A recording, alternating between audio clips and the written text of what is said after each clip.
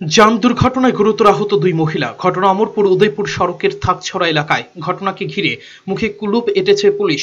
পাশাপাশি সংবাদ প্রকাশে অনিচ্ছুক জেলার বিজেপি নেতারা। দানা বাঁধছে রহস্যের, জন্ম দিচ্ছে বিভিন্ন প্রশ্নের।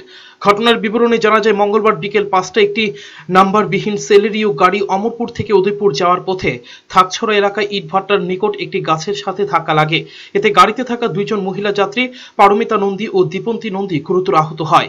আহতদের মধ্যে একজনের বাড়ি শিলাছড়ি এবং অপরজনের বাড়ি মেলাঘর। ঘটনার খবর পেয়ে অমরপুর অগ্নি নির্বাপক দপ্তরের কর্মীরা ঘটনাস্থলে ছুটে আসার আগেই স্থানীয় মানুষ আহতদের অমরপুর হাসপাতালে নিয়ে আসে। আহত দুজনের আঘাত গুরুতর হওয়ায় কর্তব্যরত চিকিৎসক তাদের গোমতী জেলা হাসপাতালে রেফার করে।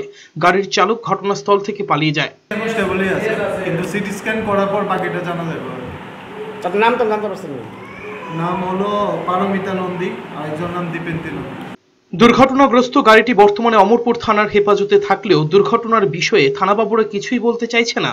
আরো অবাক করার বিষয় হলো, দুর্ঘটনার খবর পেয়ে যখন সাংবাদিকরা মহকুমা হাসপাতালে ছুটে যায়, তখন শাসক দলের জেলার এক তাবর নেতা সহ মহকুমার আরো দুই নেতা সংবাদ না করার জন্য অনুরোধ করতে থাকে।